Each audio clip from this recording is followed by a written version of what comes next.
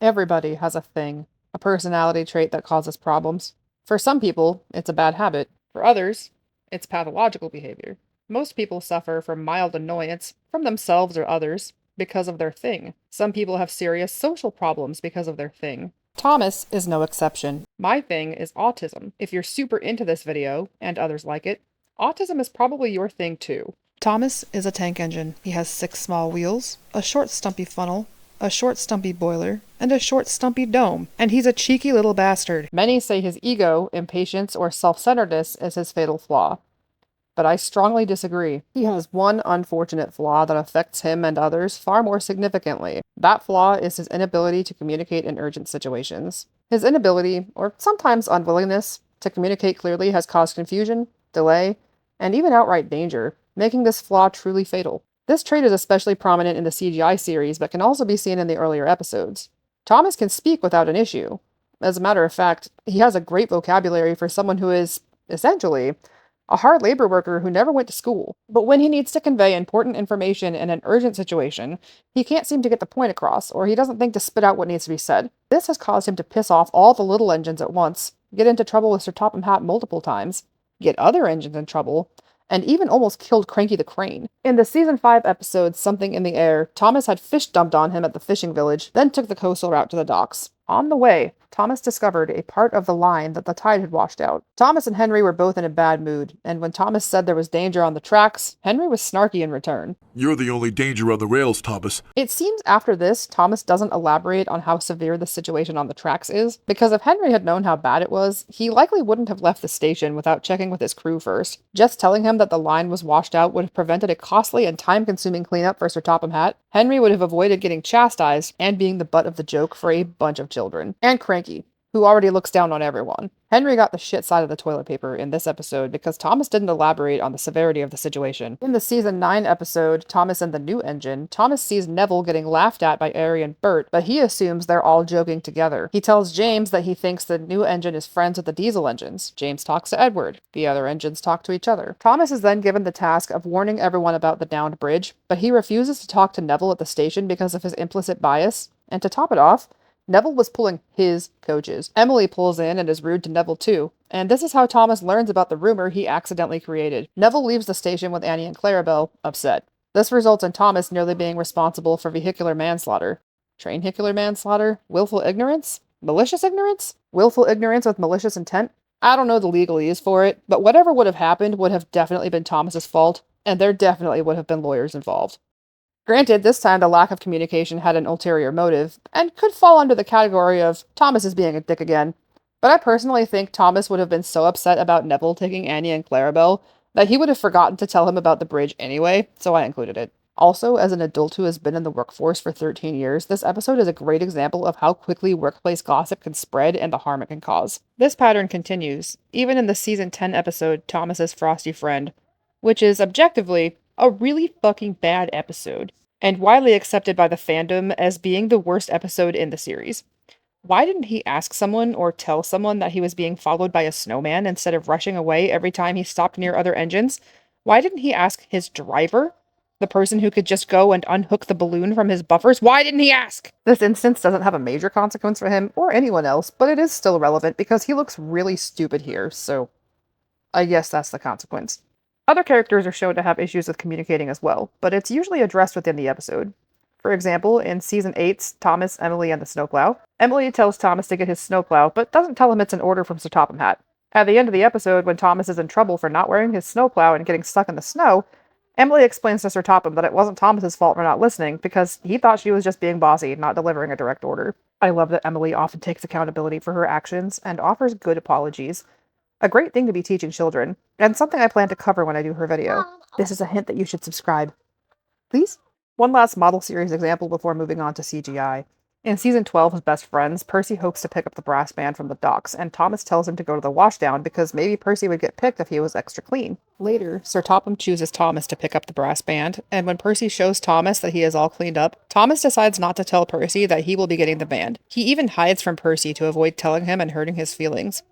He hides from him 3 times, and this led to Thomas being late to pick up the band, and Percy being rightfully upset. I do not care what the unlucky Tug says about this. Percy is right to be upset here. But when it comes to Percy, of course, Thomas makes it up to him by asking Sir Topham if he and Percy could switch jobs. Also, small tangent here, Percy isn't mad at Thomas for not sharing. He's upset because Thomas lied to him by omission. It's not even sadness, it's disappointment and betrayal, because he found out that his best friend was picked for the opportunity that he wanted, and then chose not to tell him about it because his friend thought that he couldn't handle it. That's so insulting. No wonder Percy was upset. But Thomas chose not to tell him about it because he was afraid of hurting his feelings.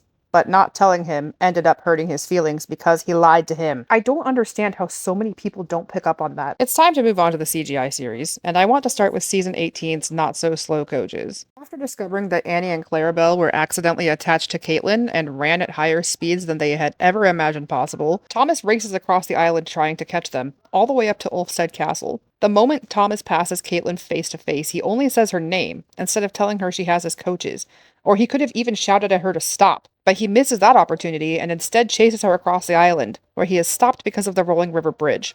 This is a good emotional beat in this episode where Thomas is devastated because he thinks he will never see Annie and Clarabelle again. Although I'm really not sure why he thought that, since he knows Caitlin comes back to the island like twice a day. He is so upset here. I'm too late!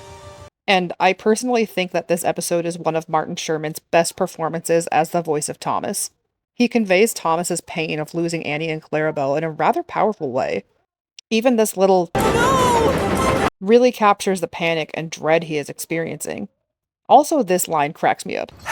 You're welcome, Mavis. Naturally, Annie and Clarabelle are returned to Thomas, and again, Billy delivers the relief that Thomas feels upon seeing his friends again. Annie and Clarabelle!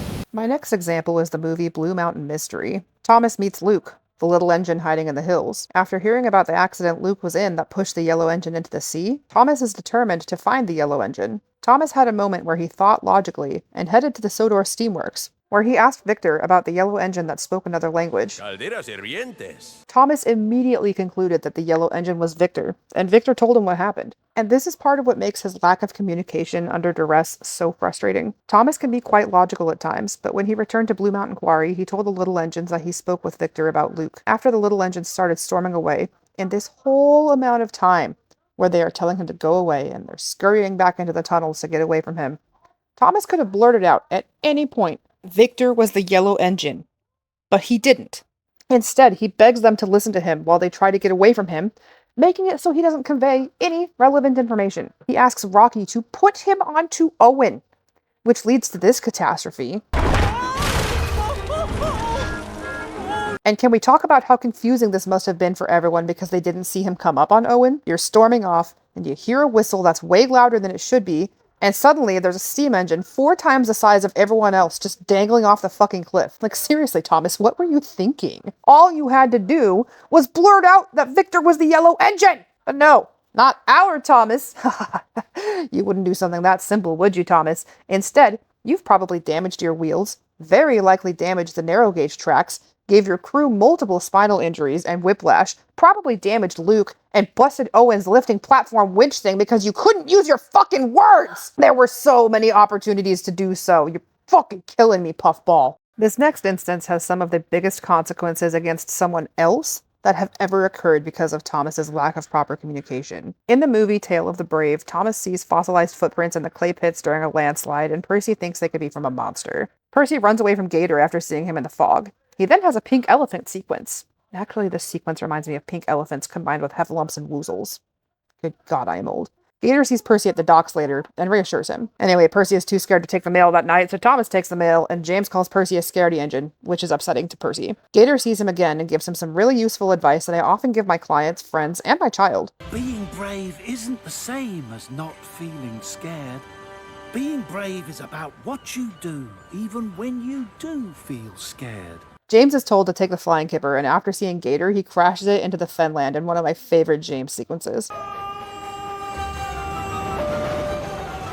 James is mocked by all the engines the next day, and because he's so embarrassed by this, James decides to play a cruel trick on Percy because he sees him as an easy target, and he wants to take the focus off himself and punish Percy for seeing him crash the Kipper. Thomas figures out that James pulled a trick on Percy and confronts him, trying to be a good friend to Percy. When Percy goes missing and Thomas realizes how much Percy was affected by everything that happened to him, Thomas races into the docks, thinking that Percy is going away with Gator. Instead of shouting up to Cranky and saying he can't find Percy, he shouts that it's an emergency and tells Cranky to stop the ship instead of asking if Percy was on it to begin with. So Cranky nearly fucking dies because he tried to stop the ship for his friend and was nearly pulled into the sea. Can you imagine being Cranky in this situation? You trust your friend who comes to you and tells you that something is wrong and he needs your help, and you act heroically without second thought because you know that your friend would never ask such a thing of you if it wasn't completely necessary. You seriously endanger yourself only to find out afterwards that you've broken both your legs, dislocated your hip, blown 3 discs, and fractured your humerus for nothing. There is no way that Cranky did not hold resentment against Thomas for this, because this is the second time that Thomas has broken him. Thomas gets too flustered in a stressful situation to think of the right thing to say. Sometimes he keeps the information to himself for malicious reasons, but it seems like this trait is often used as a plot device, as it is much more prominent in the movies than the TV series. Like I said earlier, the fatality of this flaw comes from the effects it has on those around him. He does try to communicate in urgent situations, but sometimes he doesn't get to the point quickly enough, and it can spiral from inconvenience to fatality. If you enjoyed this deep dive into Thomas's communication issues that literally nobody has ever asked for, please like, comment, and subscribe. I cannot believe that my thing has caused me to use my $100,000 psychology degree in this manner.